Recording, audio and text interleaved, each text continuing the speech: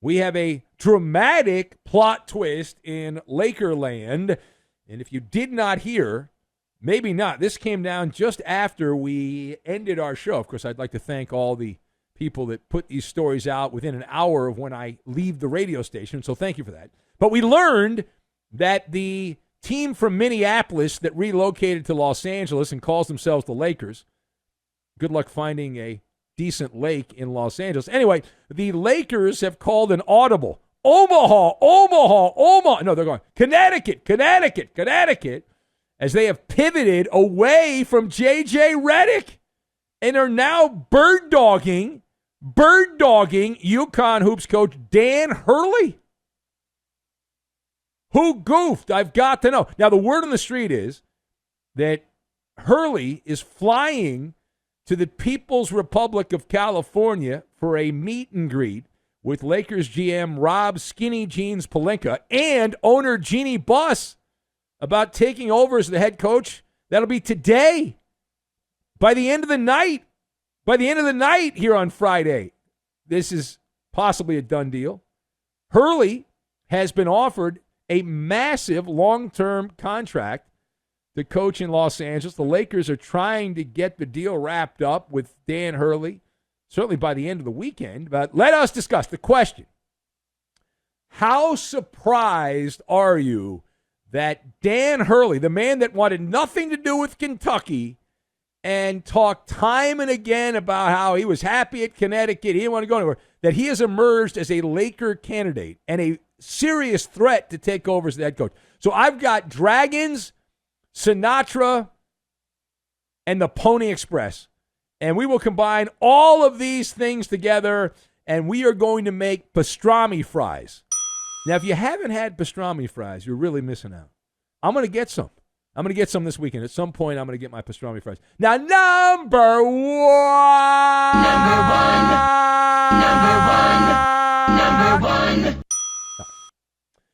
To answer the question, how surprised are you that Dan Hurley has emerged as the Lakers coaching candidate? We certainly did not have this on our bingo card. And yes, I did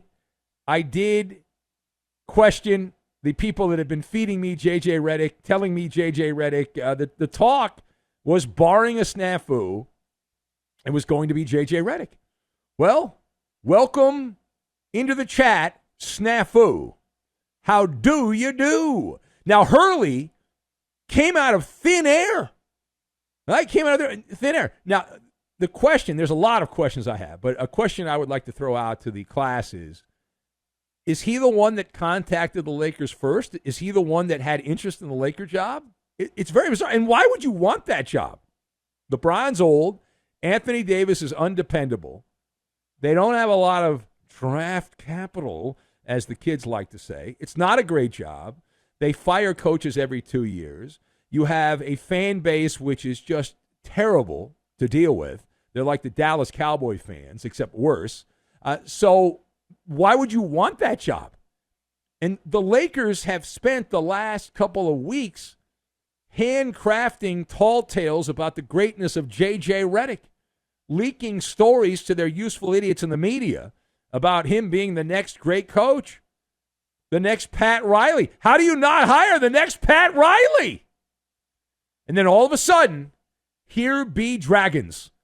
Where did the Dragons come from? How did they get there? I don't know, but Dan Hurley. And I don't like this story because I actually like Dan Hurley. I think he's really good. He's a proven college coach. Now, there's always the wild card. It's the NBA. That's a wild card. And we have talked to people about the situation, and they're like, well, maybe his wife changed her mind, or, this is the Powerball situation. And that's really, to me, what this is about. We often mention people being stuck between the devil and the deep blue sea, right? You're stuck between two really bad, tough decisions. But Dan Hurley is stuck between being a tycoon and an aristocrat. He's in the high-rent district. He's already well paid. And either way, he's going to be richer than Scrooge McDuck. Dan Hurley has UConn throwing more money. The word on the street is that UConn is desperately putting their booster team together, trying to come up with some more shekels to pay Dan Hurley here and keep him away from the Lakers. The Lakers would then have to up their offer. Now, another question I have, is this trickeration? Could Dan Hurley be bluffing? Is this a play to squeeze even more money out of UConn? And at this point, now that the Lakers have put this in the public square, if Dan Hurley comes to L.A. and sees all the ridiculousness of Los Angeles, what's going on in L.A., what a humiliation that would be for the purple and gold if they get rejected. That Hurley flies all the way out, meets with Jeannie Buss and Rob Skinny Jeans Pelinka, the GM, and then says, yep, I'm out, and hightails it back to Connecticut.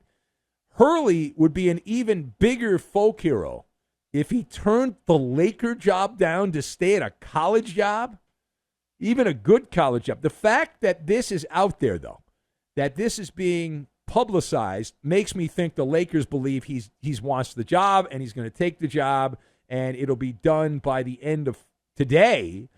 College basketball is in a deep, dark place. Now, are these end times for college basketball? No. But they ain't going well, right? They ain't going well. And this is another example. If Dan Hurley takes the job, even if he doesn't take the job, every man, woman, and child has a price. Everyone's got a price. And if the Lakers meet that price, then he's out of here. He's gone. We'll see what happens. And now, page 2, what the heck happened to JJ Redick? Let's address the Komodo dragon in the room. What the heck happened to JJ Redick? And he was the front runner. He was in the pole position to be Laker coach. And the people that I trust, they said, listen, they can't hire him right now. They have to wait till after he's done with ABC for the NBA Finals. And so you're going to get a bunch of stories leaked about how great JJ Redick is, and nothing will happen until after the finals. As Frank Sinatra sang back in his day, you're riding high in April, you're shot down in May. In this case, you're riding high in May and shot down in June. That's life. Is it true that JJ Redick's big mouth got him in hot water with Laker brass? Could they have finally heard his fledgling podcast and stupid comments on ABC and said, we don't want to hire this guy, the guy's a bum? Those cringeworthy loose lips and that arrogance, did it turn off someone, some clique in the Laker building? Is JJ Redick going to spin this that he turned the job down? Is that what he's going to do? Or are the Lakers merely opportunists, suffering from something that a lot of people have in the dating game, the always something better syndrome, the ASBS, always something better syndrome. You're always looking for the next best thing. And we will see where the winding road takes us on this story. But that is nuts. When I woke up and I saw, what? I did a double take. What? I mean, that is a crazy Ivan, as they used to say back in the day. All right, final point.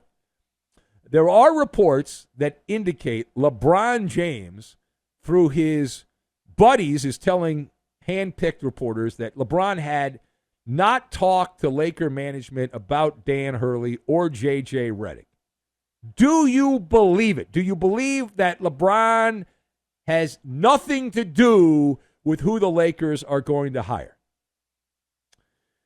So LeBron, I'm agnostic on this. LeBron is like the CIA. Admit nothing, deny everything. Laker brass are so paranoid that LeBron is going to leave. They think like no one wants to play for the Lakers, apparently. They can't replace him with another star, that they're at his mercy because LeBron's going to opt out of his contract and get the Lakers to pay him more money, but he won't go there if they don't draft his kid. It's like a hostage negotiation. You got to hire the coach he wants. You got to draft the kid. Now, one of the people that I converse with, I text with, and communicate digitally with, was like, well, maybe LeBron, he was just spitballing. He's like, well, maybe LeBron just wants Dan Hurley to coach his kid because he knows the Lakers are going to draft his kid, and he thinks that since this is the top college coach, that Dan Hurley would be able to help the development of Bronny James, who averaged less than 5 points a game on a sub-500 USC team in the old Pac-12. I'm old enough to remember when that was a viable conference in college basketball.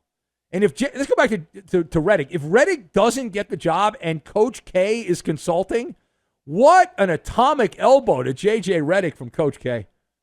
That's his guy. That's his boy, right? That's Coach K's guy. All right, so LeBron, here's the way I look at this. LeBron does not directly contact Rob Pelinka or Jeannie Buss. He could, but he doesn't. What he does is use middlemen. He uses intermediaries, and he sends messages via the Pony Express and messenger pigeons to get the word out.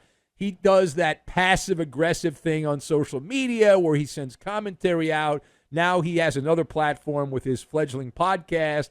It gives LeBron plausible deniability, which every person that makes statements like politicians and people in the public eye, they want. They want that plausible deniability is what they would like.